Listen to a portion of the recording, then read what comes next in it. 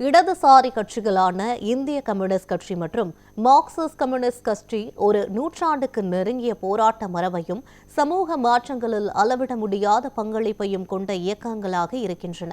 ஆனால் இன்றைய அரசியல் சூழலில் அவர்களின் தேர்தல் செல்வாக்கும் அரசியல் தாக்கமும் சுருங்கி வருகின்றனவா?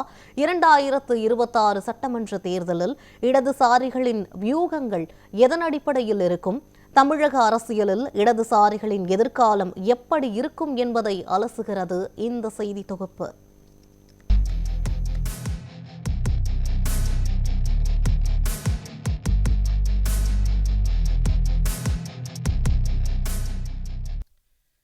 தமிழக அரசியலில் இந்திய கம்யூனிஸ்ட் கட்சி சிபிஐ மற்றும் மார்க்சிஸ்ட் கம்யூனிஸ்ட் கட்சி சிபிஐ-எம் ஆகிய இடதுசாரி கட்சிகள் ஒரு காலத்தில் வெறும் அரசியல் கட்சிகளாக மட்டுமல்ல, மக்கள் இயக்கங்களாக செயல்பட்ட வலிமையான சக்திகளாக இருந்தன. தொழிலாளர் உரிமைகள், நில சீர்திருத்தம், சாதி ஒழிப்பு, பெண்கள் விடுதலை போன்ற சமூக மாற்றங்களில் இக்கட்சிகளின் பங்களிப்பு அளப்பரியது. 1952 நடந்த சுதந்திர இந்தியாவின் முதல் பொதுத் தேர்தலில் ஒருங்கிணைந்த கம்யூனிஸ்ட் கட்சி தமிழகத்தில் மிகப்பெரிய சக்தியாக உருவெடுத்தது. 1952 சென்னை மாகாண சட்டமன்ற தேர்தலில் 62 இடங்களை வென்று காங்கிரசுக்கு மாற்றான பிரதான எதிர்க்கட்சியாக திகழ்ந்தது. தஞ்சை போன்ற மாவட்டங்களில் பண்ணையடிமை முறைக்கு எதிராகவும் உழைக்கும் விவசாயிகளின் நில உரிமைக்காகவும் இந்த கட்சிகள் நடத்திய போராட்டங்கள் வரலாற்று சிறப்பு மிக்கவை. 1964 அகில இந்திய அளவில் ஏற்பட்ட சித்தாந்த மோதலால் கட்சி இரண்டாக பிளவுபட்டது. ஒரு பிரிவு சிபிஐ, அதாவது இந்திய கம்யூனிஸ்ட் கட்சி என்றும், மற்றொரு பிரிவு சிபிஎம், அதாவது மார்க்சிஸ்ட் கம்யூனிஸ்ட் கட்சி என்றும் பெயரிடப்பட்டன. சிபிஐ எனப்படும் இந்திய கம்யூனிஸ்ட் கட்சி சோவியத் யூனியன் ஆதரவு நிலைப்பாட்டையும் ஓரளவு காங்கிரசுடன் இணக்கமான போக்கையும் தொடக்கத்தில் கடைபிடித்தது. மார்க்சிஸ்ட் கம்யூனிஸ்ட் கட்சி கடுமையான காங்கிரஸ் எதிர்ப்பு நிலையை கடைபிடித்தது. சிங்காரவேலர், ஜீவானந்தம், கே தங்கமணி, எம் கல்யாணசுந்தரம், தா பாண்டியன், நல்லக்கண்ணு, பி ராமமூர்த்தி, ஏ நல்லசிவம், ஆர் உமாநாத், சங்கரையா போன்றவர்கள் தமிழகத்தில் இடதுசாரிகளின் வளர்ச்சியை முன்னெடுத்து சென்றனர். அரசியலை கட்சி அலுவலகங்களுக்குள் மட்டுமல்லாமல் தெருக்கள், தொழிற்சாலைகள், வயல்கள், பண்ணைகள் என விரிவுபடுத்தி மக்களிடையே இவர்கள் கொண்டு சென்றனர். தமிழகத்தின் டெல்டா மாவட்டங்களிலும் தொழில் நகரங்களிலும் கம்யூனிஸ்ட் கட்சிகள் ஆழமாக வேரூன்றின. கூலி உயர்வு கேட்டதற்காக 44 தலித் விவசாய தொழிலாளர்கள் உயிருடன் எரிக்கப்பட்ட கீழ்வெண்மணி சம்பவம் தமிழக இடதுசாரிகளின் வரலாற்றில் உதிரத்தால் எழுதப்பட்ட பக்கமாக அமைந்தது. பாதிக்கப்பட்ட மக்களுக்கு நீதியை பெற்றுத்தர இடதுசாரிகள் தொடர்ந்து போராடினர். இடதுசாரிகளின் தொடர் போராட்டங்கள் காரணமாக தமிழகத்தில் விவசாய தொழிலாளர் உரிமை அரசியல் மையமானது. குறைந்தபட்ச கூலி சட்டம் அமலுக்கு வந்தது. பொதுத்துறை நிறுவனங்களில் தொழிற்சங்க உரிமைகளை நிலைநாட்டுவதில் கம்யூனிஸ்ட் கட்சிகள் முக்கிய பங்காற்றின. தேயிலை, காஃபி தோட்ட தொழிலாளர்கள், பொதுத்துறை மற்றும் தனியார் தொழிற்சாலைகளில் பணியாற்றும் ஊழியர்களின் பணி பாதுகாப்பு, ஊதியம் உள்ளிட்ட உரிமைகள் தொடர்பாக பல்வேறு போராட்டங்களை முன்னெடுத்து கம்யூனிஸ்ட் கட்சிகள் உழைக்கும் வர்க்கத்தினரின் உள்ளங்களில் இடம் பிடித்தன. வலிமையான தொழிற்சங்க கட்டமைப்பை கொண்ட இடதுசாரிகள் தமிழகத்தில் அரசியலின் போக்கை நிர்ணயிக்கும் சக்தி கொண்டவர்களாக இருந்தனர். இந்த காலகட்டத்தில் இடதுசாரிகள் தேர்தல் வெற்றியை விட சமூக பிரச்சனைகளின் அடிப்படையில் அரசியல் விவாதத்தின் திசையை நிர்ணயிக்கும் சக்திகளாகவே இருப்பதையே லட்சியமாக கொண்டிருந்தனர். இதனால் தமிழக இளைஞர்கள் மத்தியில் இடதுசாரி சிந்தனைகள் மீது ஈர்ப்பு ஏற்பட்டு அவை வேரூன்றி வளர்ந்தன. சமூக அக்கறையுடன் அநீதிகளுக்கு எதிராக களமிறங்கும் போராட்ட குணத்தை இளைஞர்கள் மத்தியில் ஏற்படுத்துவதில் இடதுசாரிகள் முக்கிய பங்காற்றினர். இதுவே திராவிட இயக்கங்களின் பல்வேறு போராட்டங்களுக்கும் வளர்ச்சிக்கும் பக்க பலமாக அமைந்தது. கம்யூனிஸ்ட் கட்சிகள் தங்களது கொள்கைகளை செயல்படுத்தவும் மக்கள் செல்வாக்கை நிலைநிறுத்த தேவையான அதிகாரத்தை பெறுவதற்கு தேர்தல் பாதை அவசியம் என கருதி தமிழகத்தில் திராவிட கட்சிகளுடன் தேர்தல் உடன்பாடுகளை செய்து கொண்டன. 1967 அண்ணா தலைமையில் திமுக ஆட்சிக்கு வருவதற்கு கம்யூனிஸ்டுகள் பெரும் ஆதரவு அளித்தனர். அதன் பிறகு தமிழக அரசியலில் திராவிட கட்சிகளுடன் மாறி மாறி கூட்டணி அமைக்கும் முறை தொடங்கியது. ஒத்த கொள்கைகள் காரணமாக இடதுசாரிகள் பெரும்பாலும் திராவிட கட்சிகளுடன் இணைந்தே அரசியலில் பயணித்தனர். ஆனால் தேர்தல் அரசியலுக்கு அதிக முக்கியத்துவம் அளிக்காமல் திராவிட கட்சிகளின் வெற்றிக்கு தேவையான கூட்டணி சக்தியாக மட்டுமே இடதுசாரி கட்சிகள் செயல்பட்டு வந்தன. தேர்தல் அரசியலில் கம்யூனிஸ்டுகள் எடுத்த முடிவுகளுக்கு பின்னால் பல்வேறு காரணங்கள் இருந்தன. கம்யூனிஸ்ட் கட்சிகள் எப்போதுமே ஒரு குறிப்பிட்ட காலத்தில் எது மிகப்பெரிய அச்சுறுத்தல் என்று கருதுகிறார்களோ அதை வீழ்த்த மற்றொரு தரப்புடன் கைகோர்ப்பதை வழக்கமாக கொண்டிருந்தன. 1960 மற்றும் 70களில் காங்கிரஸை முதலாளித்துவ சக்தியாக கருதியதால் அண்ணாவின் திமுகவுடனும் பின்னர் எம்ஜிஆரின் அதிமுகவுடனும் கூட்டணி வைத்தன.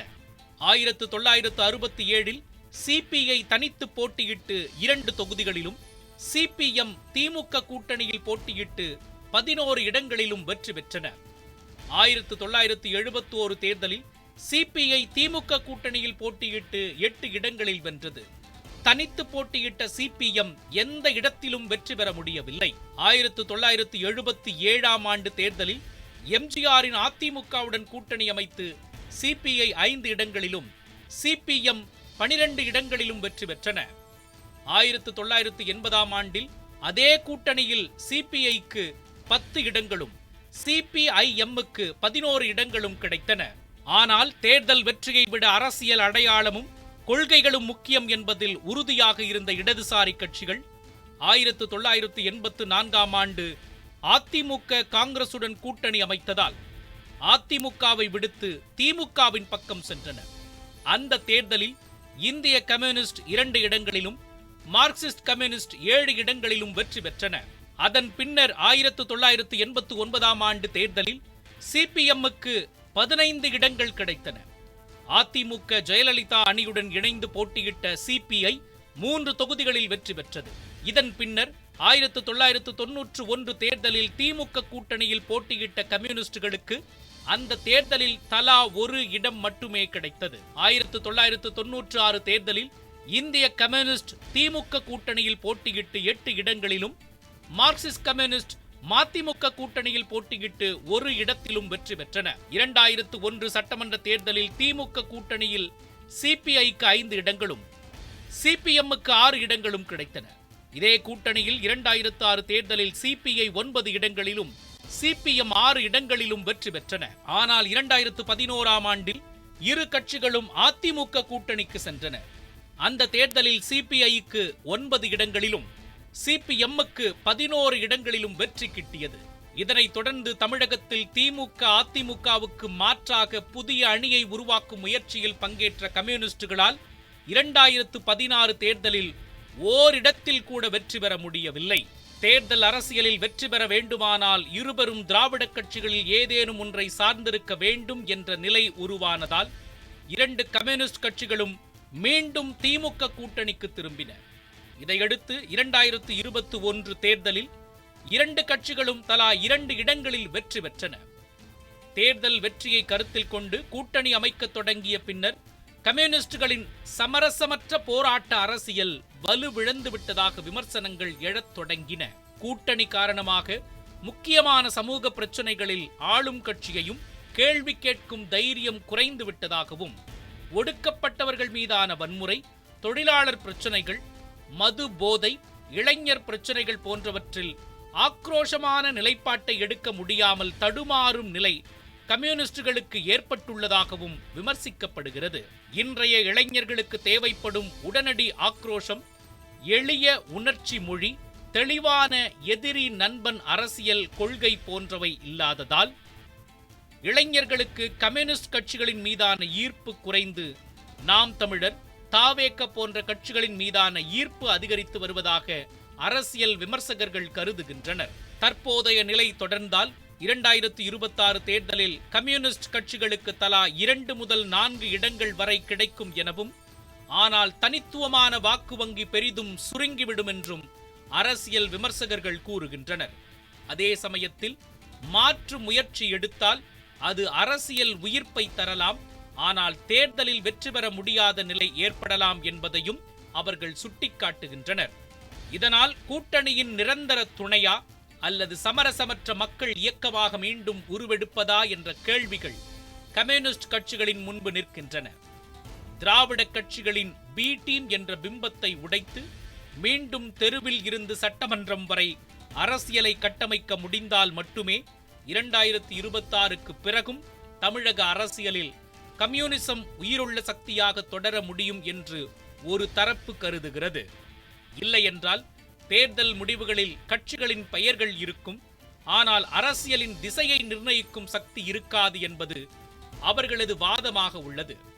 புதிய சக்திகளின் வருகையால் தமிழக அரசியல் வேகமாக மாறிக்கொண்டிருக்கும் நிலையில் போராட்ட மரபிலிருந்து தேர்தல் நிழல் வரை பயணித்துள்ள இடதுசாரிகள் ஓர் அடையாள நெருக்கடியை, ஐடென்டிட்டி கிரைசிஸ் எதிர்கொண்டிருப்பதாக கருதப்படுகின்றது. வெறும் தேர்தல் கூட்டணி கட்சிகளாக மாறுவதா அல்லது மீண்டும் மக்கள் இயக்கங்களாக எழுவதா என்ற கேள்விகளை எதிர்கொண்டிருக்கும் கம்யூனிஸ்ட் தலைவர்கள் எடுக்கப் போகும் முடிவுகளே தமிழகத்தில் கம்யூனிசத்தின் இருப்பையும் வளர்ச்சியையும் தீர்மானிக்கும் என்பதால் அனைவரது கவனமும் அவர்கள் பக்கமே உள்ளது.